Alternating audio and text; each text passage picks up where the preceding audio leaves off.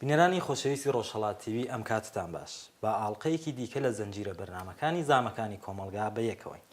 گەرم و گەشترین سڵاوی ئێمەتان پێشکەش بینەرانی بەڕێز هەروەک لە بەرنامەی پێشودا پێتامان ڕاگەیاند بوو پرسی تایبەت بەم بەرنامەیەمان شارلاتانیزمە.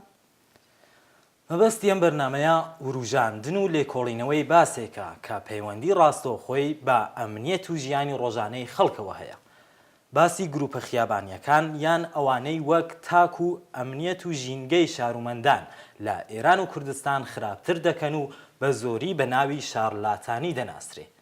بۆیە دەڵێن خراپتر چونکە لە پێشدا بەهۆی زەبر و زەنگ و سەرکوتی خودی هێز و یاساکانی ڕژیمی حاکمەوە ئەمنیەتی شارومەندان پێشێل کراوە و ئەم جارە ئەم دیاردەیە واتە شارلاتانیزم و گەنگ و دەستە خیابانیەکانیشی پێزیاد دەبێت. بۆ وێنە ئازار و ئەزیەت بەهۆی حیجاب و جۆری پۆشین و کۆنتڕۆڵی ژیانی خەڵک لە شوێنە گشتیەکان و سیاحەتگاکان و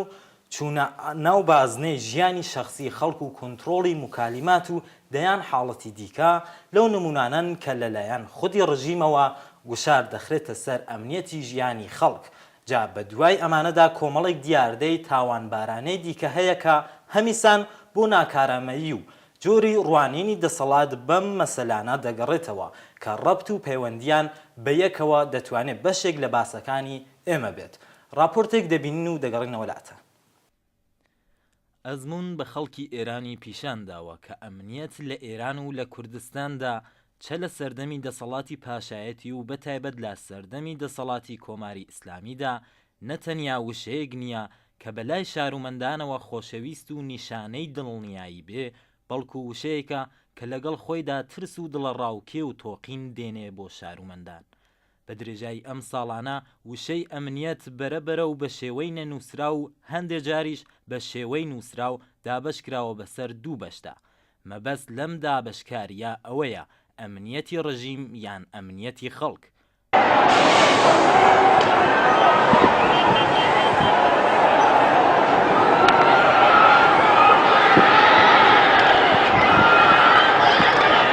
ئەمجار لە نێوان ئەو دوو دابەشکاریەدا دەبێ بڕوانین بۆ ئەوەی بزانین کام یەک لەو دوو ئەمنیەتە بەسەر ئەوی دیکەیاندا زاڵ کراوە.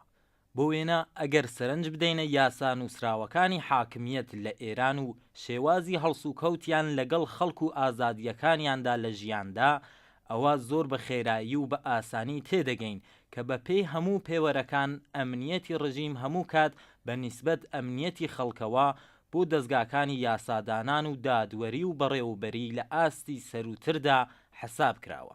بە واتایەکی دیکە ئەمنیەتی خەڵک هەموو کات کراوەتە قوربانی بۆ ئەمنیەتی ڕژیم. لەلایەکی دیکەشەوە بە هەندێک تێڕمان دەردەکەوێت کە تەنانەت لەلایەن ئەوانەوە ئەمنیەت و ئازادی خەڵک بە مەترسی دەزانرێت بۆ سەر ئەمنیەتی ڕژیم. بەو مانایە کە حاکمیەت لە ئێران خەڵکێکی ئاسوودە و ئازاد بە دوژمن دەزانێ بۆ قازانجەکانی مانەوەی خۆی کە ئەم ڕاستیە لە ڕەفتارەکانی وەک بەرخورد بە ئازادیەکانی ڕادەربڕین و ڕۆژنامە و زانین و دەرسەکانی دانشگاکان و تەنانەت پۆشش و لیباسی خەڵک و مەجالی دەربڕینی ناڕەزایەتی و باقی کۆنتڕۆڵەکاندا خۆی پیشان دەدات.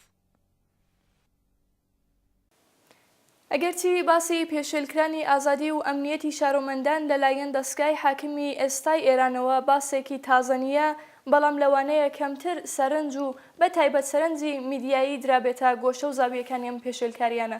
بەگشتی دەتوانین پێشێلکاریەکانی ئەمنیەتی خەڵک لەلایەن دەستگای حاکمەوە بە دوو بەش دابەشکەین. یەکێکان ئەو پێشێلکاریانە کە ڕاستەوخۆ دەکرێت و لە شکلی قانونەکانی ئێستای ئێراندا بۆ هەمومان ناسراون کە لەوانەیە لەم بەشە ڕاستەوخۆیە کەمتر جێگای باسی ئەمجارەی ئێمە بێت. ئەوەی دیکەشیان پێشێلکردنەکانی ئازادی و ئەمنیەتە بە شێوەی ناڕاستەوخۆ. ئەم بەشەی دووهەمیان لە ئێران و لە ژێردەسەڵاتی کۆماری ئیسلامیدا زۆربەی جار لە شکڵی کەڵگوەرگرتن لە گروپەکانی فشار و بەکارهێنانی دەستە خیابانیەکان و لیباس شەخسیەکان و لەوانە کەڵگوەرگرتن لە شارڵاتانی و ئەو باش سالاری و لۆمپن پەروەریدا خۆی پیشان داوە. ئەم بەشە ئەمنیەتی خەڵک لە کوچە و بازار و گەڕەک و شوێنی ژیاندا دەخاتە مەترسی و ناڕەحەتیەوە. ئێمە زیاتر هەوڵ دەدەین تیشک بخەینە سەر ئەم لایەنە لە باسەکە. ئەم باسا بە سەرنج بۆ پەرەسەندنی هەرچی زیاتری دیاردەی شارلاتانی لە شارەکانی کوردستان و ئەوەی کە ڕژیمی ئێستای ئێران ئەم دیاردە کۆمەڵایەتیە کە بەرهەمی کەم و کۆڕیەکانی پەروەردە و ئابووریە بەکاردێنێت بۆ مەبەستەکانی خۆی لە کوردستاندا دەتوانێت سوورترمان کات بۆ ئەوەی بەدواداچوونی بۆ بکەین. هەروەها ئەم دیاردەیەش وەک زۆر دیاردەی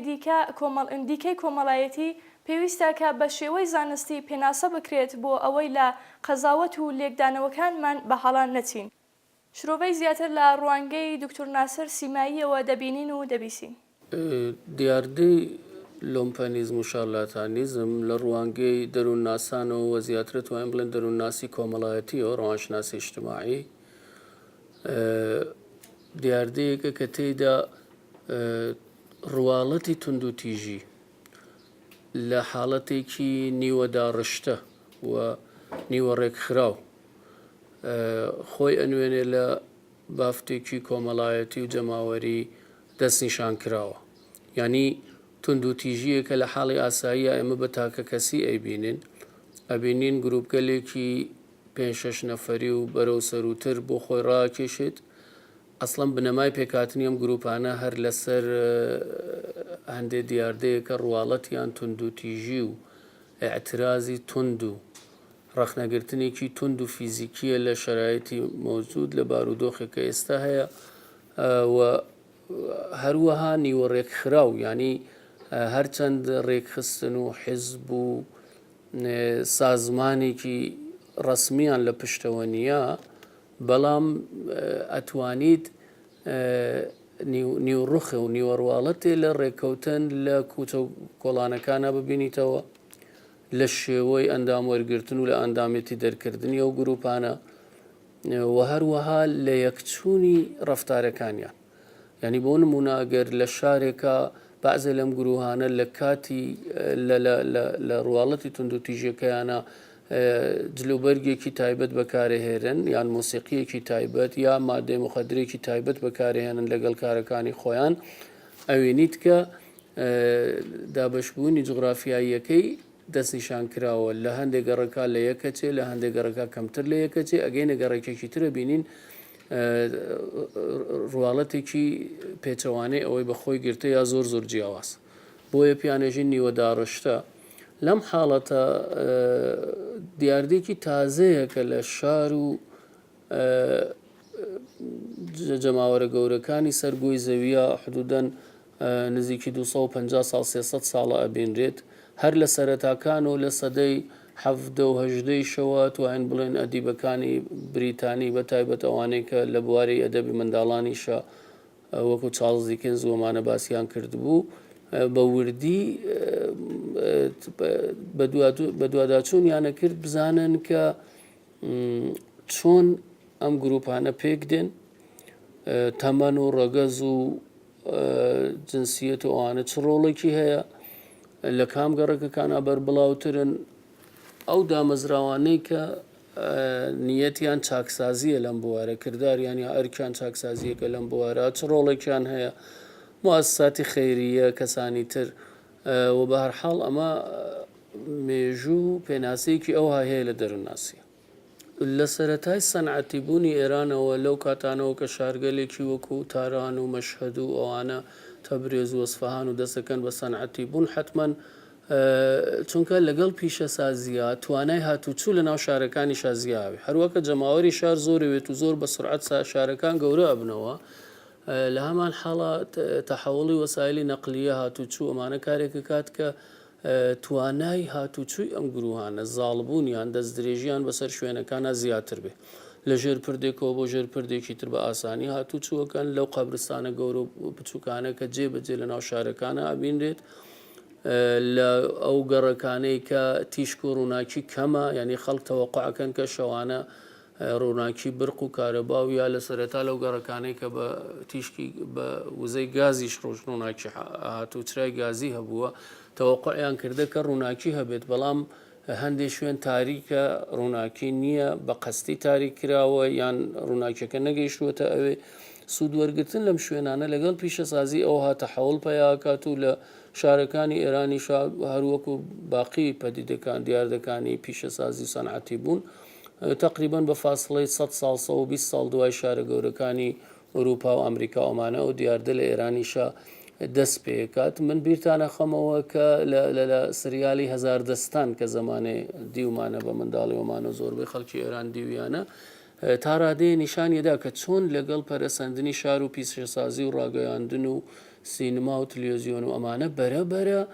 ڕواڵەتی ئەم گروهانە دەرەکەوێت لەکوێ نیشتەجێن چۆن سازماندەهی ئەکرێن هەرچەند لەو گروهە زیاتر تیش کراوەتە سەر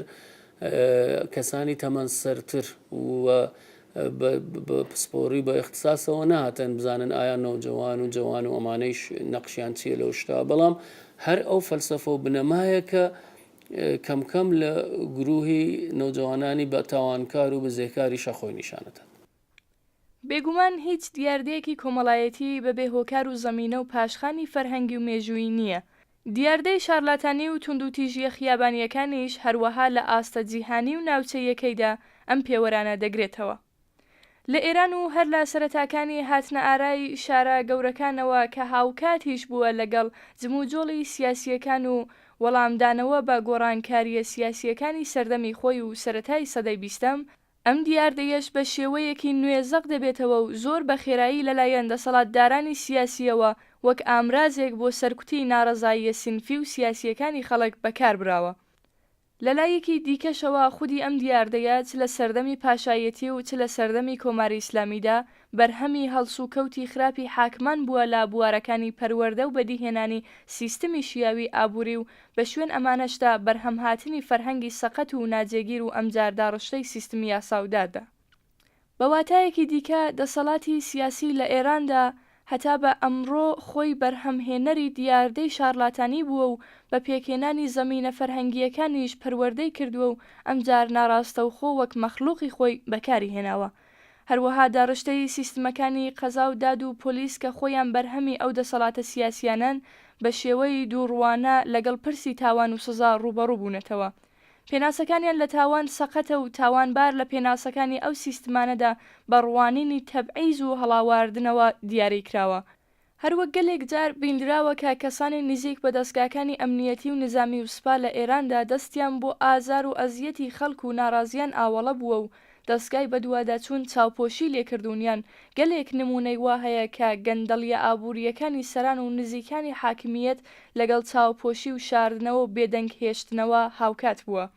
بەگشتی مەبەست ئەوەیە کە بوترێت لە هاتنە ئارا و پەرەسەندنی دیاردەی شارلاتانیشدا دەبێت سەرەتا پەنجە بخرێتە سەر مێژووی دەسەڵاتە حاکمەکان کە بە گەلێک شێواز ڕۆڵی سەرەکیان هەبووە لە ئامادەکردنی زەمینە فەرهەنگی و کۆمەڵایەتیەکانی ئەو دیاردەیەدا.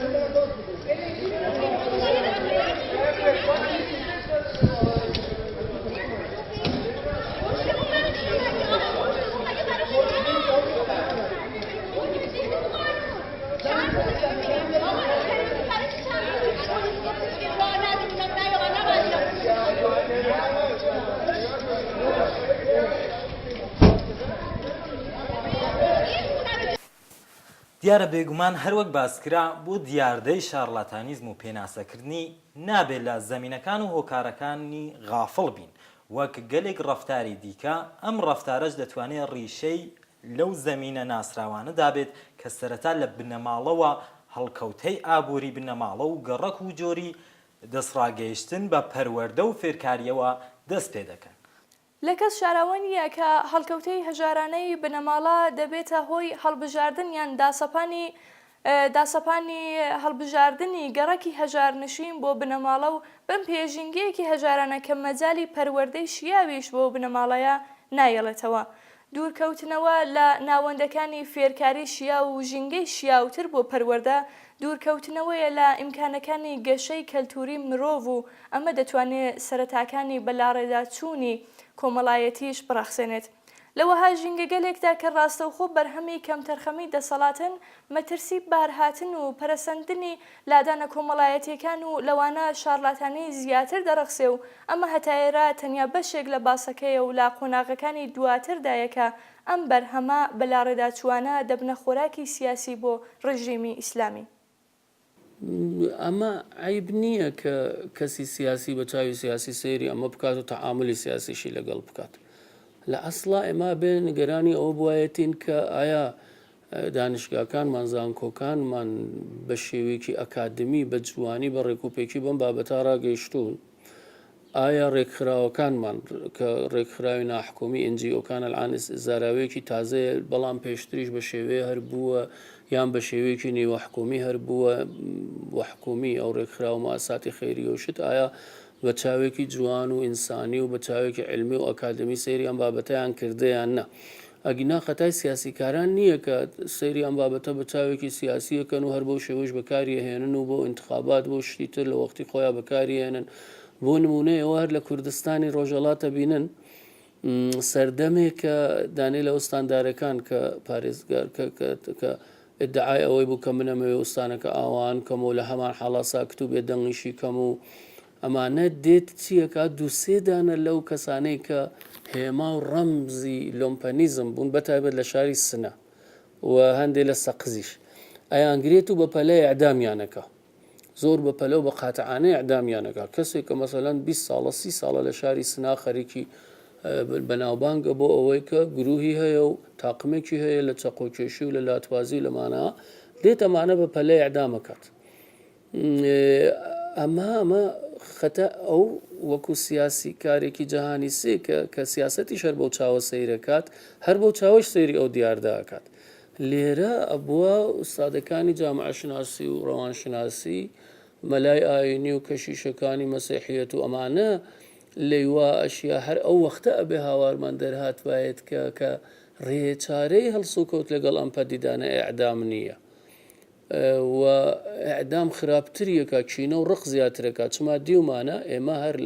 لە دادگاکانی شیراز و مەشهد کۆمەڵی داستان و چیرۆکەیە کە بازێکی کراوەتە فیلمی سینماییش و ئەمانەی کە مەسەلەن زمانێ سەعیدی ڕاد و بێروز و سوقمانەکەیانتیا کردەوەمانە لەسەر کۆتربازی لەسەر شەڕەچەقۆیەکی نەوجەوانانەی سەردەمی خۆی کەسێکە گرن زیندانێکی درێژ خایەن یا ئیعدامی پێدەن تۆڵە بە تۆڵە بە بۆنەی ئەوە 30 کەسی تریش ئەکوژرێت یا ئەکەوێتە زیندان یا ئەکەوێتە ناو مەخمەسەیەکی ترۆ یا ئەبێتە هۆی لادانێکی سکسی گەورە لە گەڕەکێکی مەسەلەن پەراوێزی تارانی ئاسفەهان یا مەشهد یا ئەبێتە هۆی بزوتنەوەیەکی سیاسی کۆمەڵایەتی لادراو ینی فرقەیی و منحرف و لادەرانە و کە بەڕواڵەت ڕابینهودیەکە ینی ئەوێت تۆڵە لە زاڵم و غەدار و شت بکاتەوە بەڵام خۆی لە ناخ و کڕۆکی خۆیان توندوتیژە بێڕەحم و بێبەزەیە چاواشەکارە لادەرانەیە. ئەم دیاردانە بەڕای من خەتای مستەقیمەن تەنیا خەتای سیاسیەکان نییە کە ئەوە سەیریان کردەوە ڕەفتاریان کردە ئەوان ڕۆڵی خۆیان هەرەوەی و ئەتوان بڵم لە ناوی خۆشانە شاید سەرکەوتوش بوون ئێمەین کە پاشە کشێمان کردووە و ئەرکی خۆمانمان ئەنجام نەداوە. ئەوان وەکو هەچی شتە بە شێوەیەکی سیاسەتێکی ڕوت سیاسەتێکی تەهاجمی سیاسەتێکی سەرکوتکار وەکو دیاردەکانی تر ئەوان بەکارهێنن ئەوان حتا شعر و ئەدەب ئەوها بەکارهێنن ئەوان حتا مەسەلەی حقوقی بازنشستگی و ئیتحادیە و سندیکای مەعالیم و کرێکار و شت هەروە بەکارهێنن عەرزم کردی ئەوان ماهیەتیان هەرەوەیە ئەو شتە بەکارهێنن بۆ سەرکوت بۆ درێژەدانی ڕۆژێک زیاتر بە دەسەڵات و حکوومەتەکەی خۆیان و ئەم دیاردەیشیان هەروە بەکارهێناوە بەڵام ئەوەی کە تا چ ڕادەیەک کۆمەڵگە لەم شتە بریندار بووە عەرزم کردن ئێوە حتا ئەگەر تمیشای فیلمەکانی لە 50 ساڵ لەمەوە بەرەو 6 ساڵ لەمەوە بەرەو تا ئێستا تمیشاکەن بزانن کە لەسەر مەسەلەن کەڵەشێربازی لەسەر کۆتربازی لەسەر مەسەلەن لەسەر لاتبازیەکی سادەی کولتوری کە لە گەڕێکێکا بووە وەختێکە حکوومەت دەستێوەردانی خراپەکات و زەبروزەنگ بەکارهێنێ سیاسیکاری بەکارهێنێ لەو بوارە ئەو نوع سیاسەتە جەهانی سەومیە کە مەخسوسی ئەم وڵاتانەیە بزانن دوایی چەندێ برینەکە قوڵترە بێتەوە فراوانترە بێت زەرەر و زیانی زۆر زیاتری لێکەوێتەوە کۆسپ و تەگەرەی زۆر زیاتری لێکەوێتەوە ئەدەب و شعر و هونەری ئەمە پڕە لەو شتانە ئەگەر هەر لە کتێوەکانی هەتا سادقی هیدایەتیشە و لوتی و کڵاو مەخمەڵی و دوای ئەوە مەسەلەی حیوان بازی شت کە لە ناوگەڕێ و کەڵەشێر و کۆتر بازانەکەت کۆمەلگە بە چاوێ سەیریانەکە حکوومەت و دادگا چۆن سەیریانەکە لەم بوو هەرە ئەبێت جۆری سیرکردنی دادگایش بە جیاواز تمیشاکەین تا جۆری سیرکردنی حکوومەت جۆری سیرکردنی دادگا بۆ ئەمانە بەهزیستی سازمانهای حمایەتی ئیجتیماعی و کۆمەڵایەتی بۆ ئەمانە چۆن تمیشایانەکات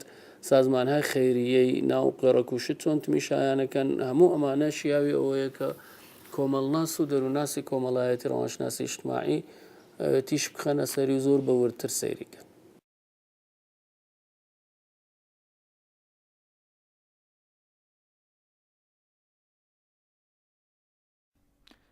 هەروەک باس کرا شارلاتانیزم دەتوانێت لە ئێرانی ئەمڕۆکەدا هاوکات لەگەڵ ئەوەی کە دیاردەیەکی کۆمەڵایەتیە چەشنێک بەرهەمی کولتوری دەسەڵاتی زاڵیش بێت. کاربەدەستانی کۆماری ئیسلامی لە سەرەتای هاتنە سەرکارەوە بە دوو جۆر ڕوانیویانەتە پرسی شارلاتانی. ئەم دوو جۆرە بریتین لەوەکە لەلایەک بە چاوی هێزێک بۆ کۆنتڕۆڵی نەفسی شەقام و کۆڵانەکان تماشایان کردووە و لەلایەکی دیکەشەوە هەندێک جار سزادانی ئەم گروپانەیان وەک تەبلیغات بەکارهێناوە بۆ ئەوەی ڕواڵەتی دادپەروەرانە بەلای خەڵکەوە پیشان بدەن.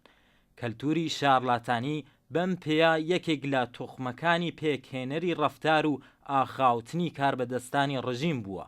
بە جۆرێک کە تەنانەت بەرپرسانی زۆر باڵای ئەو حاکمیەتە لە گەلێک شوێنی ڕەسمی و نێودەوڵەتیش نەیانتوانیوە ئەم بنەمازێنیەی خۆیان بشارنەوە و وەک ئەوەی بە نسبەت گەلێک پرۆسەی ڕەسمی و نێودەوڵەتی و پەیماننامە و یاسا جیهانیەکانەوە ڕەفتاری هاوشێوەیان لە خۆیان پیشانداوە و بەلاقەیدی و ئەدەبیاتی لومپنیەوە لە شوێنە گشتیەکان دەرکەوتون. وەک ئەوەی لە سەرەتاکانی هاتنە سەرکاردا خومینی وەک دامەزرێنەری ئەو ڕژیمە بە ئاخاوتنی لاتانەوە دەدوا و زانستەکانی وەک ئابووری بە ناوی نەشیا و ناودەهێنا و هەتا بە ئێستاش کە لە ئاخاوتنی قوتۆبە ئاینیەکان و سیما دیپلۆماسیەکانی ئەو حاکمیەتەدا ئەم ڕەفتارانە هەر دەبیندرێن. لەلایەکی دیکەوە بێگومان ئەم توخمە فەرهەنگیەی دەسەڵات لە ئێران لە میدیا جۆراوجۆرەکانی ژێر سێبەری ئەو حاکمیەتەدا بەدی دەکرێن و خۆیان لە سینەما و بەرهەمە فەرهەنگیەکاندا پیشان دەدەن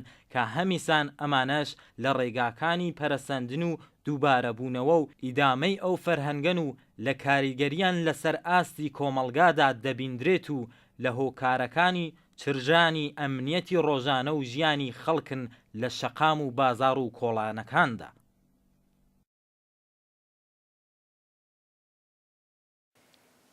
بەڕێزانی بینەر باهۆی کەمی کاتەوە بەشی یەکەمی باسەکەمان لێرا کۆتایی پێدێنین و لە بەرنامەی حوتوی داهاتوو درێژە بە باسەکەمان دەدەین. دیسانەوە پێتانی ڕادەگەنم کا لە ڕێگای ئەو ئادرسانەوە دەتوانن پەیوەندی بە بەرنامەکەەوە بگرن و هەواڵ وێنە ڤیدیۆ و راپۆرتمان بۆ بنێرن. هەربژین بە شادی و سەرفەرازی تا دیداری داهاتوو ماڵەوە. خۆشەویستان لەبیرتان بێت کە زامی هەر تاکێک زامی هەمومانە، هەر بۆیە نابێت چاومان لە ئاست گرفتی یەکتر دابخین. تا دیداری داهاتوو ماڵە.